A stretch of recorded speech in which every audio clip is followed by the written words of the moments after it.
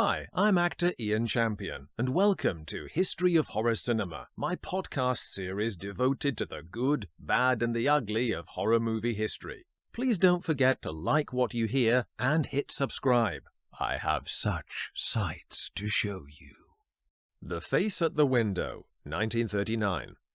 In 1939, Britain's maestro of horror melodrama, Tod Slaughter, re-teamed with director George King to bring us The Face at the Window, another generous slice of grand guignol horror echoing Slaughter's stage equivalent of this style with his Elephant Repertory Company, as I covered in my earlier review of Sweeney Todd in 1936.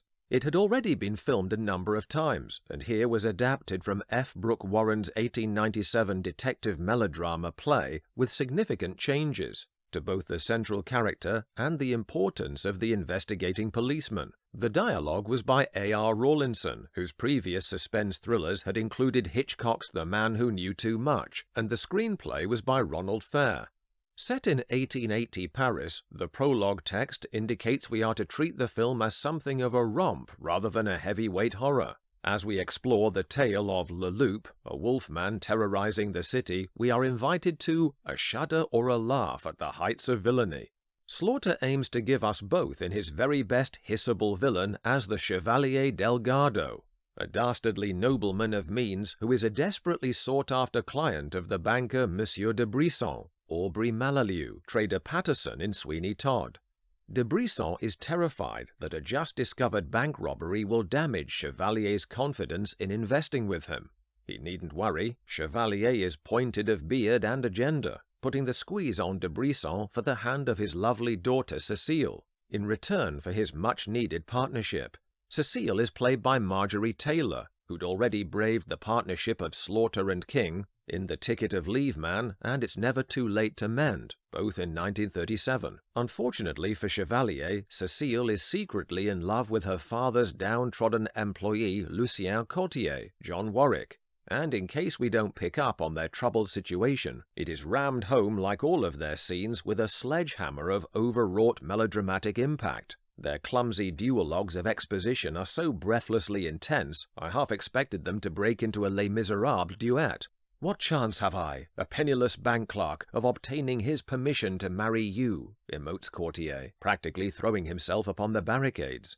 Taylor in particular delivers all of her lines irritatingly, as though the stakes are never less than life or death at any moment. Slaughter, meanwhile, simmers his stew of dark ingredients with surprising subtlety, only bubbling over with a thick cackle when required to relish his next plotting move. His suave King Rat does everything except tie Cecile to the railway tracks and cover his face with his opera cloak in a quest to make us love to hate him. He grabs an illicit kiss from Cecile, frames Courtier as the thief behind the robbery, and sows seeds of suspicion in the mind of Robert Adair's Inspector Gouffert as to the poor Courtier's possible financial motive for the crime. This leads to Courtier reusing a plot device from Sweeney Todd, where he bungles a bid to impersonate a coin forger to meet Chevalier, who rumbles him immediately. So we don't think the fun is all Slaughter's, and to remind us that the film does qualify as a horror, we have Wallace Evernet's entertainingly cuckoo and sadly minor cameo appearance as Professor LeBlanc, who channels the customary mad scientist mindset. "And they call me mad." He believes he can harness the power of electricity to help catch the infamous Loup. Sporting a set of mutton chop sideburns, he has more in common with a lycanthrope than he realizes. He also becomes a lot more personally involved in his experiment than he'd bargained for, after he views Harry Terry's mangled-toothed face at the titular window. Chevalier stabs him, but not enough to kill. LeBlanc valiantly attempts to write his killer's name with his dying vestiges of energy, yet the name is incomplete, leaving Courtier to suddenly demonstrate hidden scientific expertise in administering a high-voltage temporary wake-up call, enough to allow LeBlanc to finish implicating Chevalier. Leaving aside the dubious premise that a freshly zapped corpse would first of all finish a note on being revived, Chevalier hightails it to his underground lair, where we find that the disfigured face is his foster brother. The police and Courtier turn up in time to witness a fraternal goodbye as the brothers end up literally insane. The Face at the Window is entertainingly tongue-in-cheek, Slaughter's evident fun in his performance makes up for the overripe lovers and the total reliance on indoor sets, which lends the film a TV drama feel instead of a more suitable cinematic quality. Crimes at the Dark House, 1940. During the Second World War, Mr. Murder, aka Tod Slaughter, reverted from films back into touring British theatres in blood-curdling sensationalist horror plays such as Dr. Jekyll and Mr. Hyde and Jack the Ripper. His last movie of Victorian melodrama before the war effort took industry precedence was Crimes at the Dark House in 1940, an adaptation of Wilkie Collins's novel The Woman in White, tailored to focus around Slaughter's ripe homicidal whirlwind. Once more, Slaughter was directed and co-produced by his long-term business partner George King, and gives us the same relishable tour de ham of grand guignol gloating as in 1936's Sweeney Todd and Face at the Window 3 years later, both of which I've covered. This time, the pretext for his dastardly crime wave is impersonation of a fortune hunter in Australia, whom he wastes no time in dispatching brutally with a hammer and chisel to the head before sailing to England to take advantage. Once arrived at the English estate, he can't wait to get his hands on the proceeds.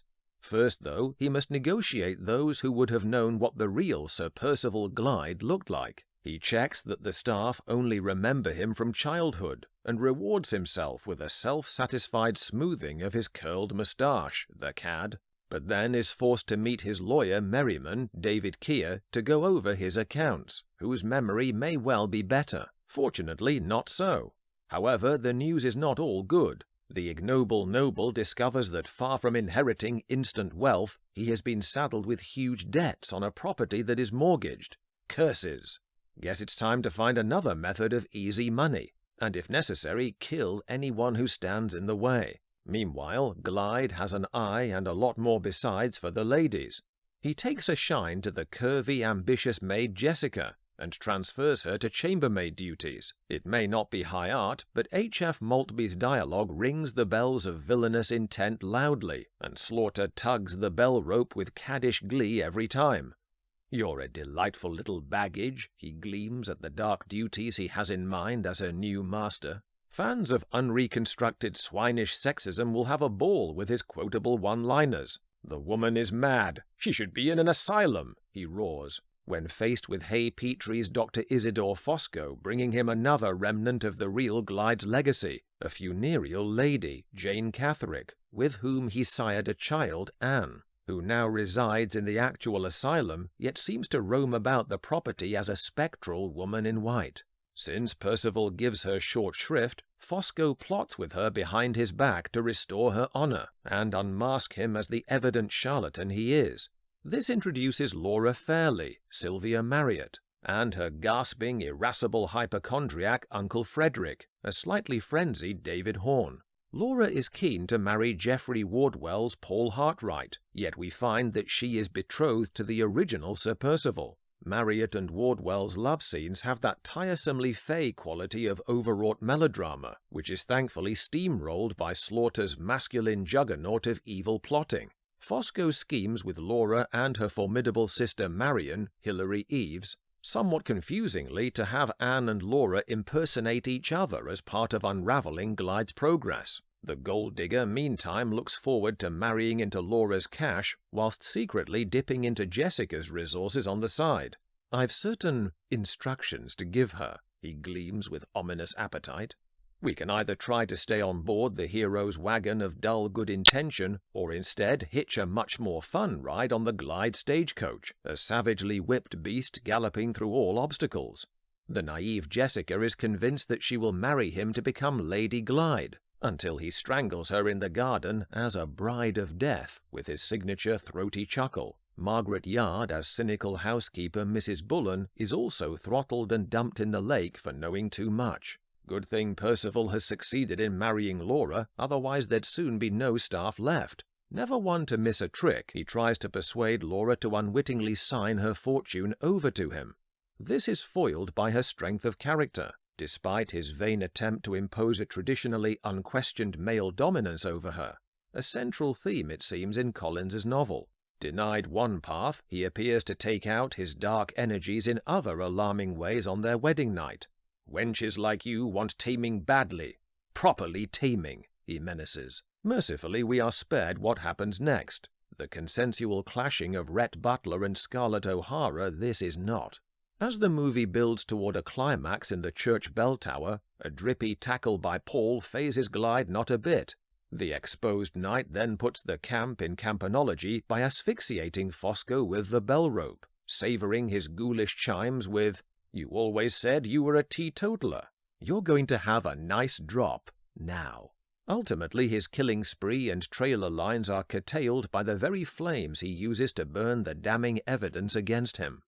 Crimes in the Dark House has such over-the-top enthusiasm for the genre that it qualifies as a knowing horror comedy. The sizzle of Slaughter's steak is an acquired taste some may find overcooked, but if you're in the mood for committed murder mayhem, it is infectious fun.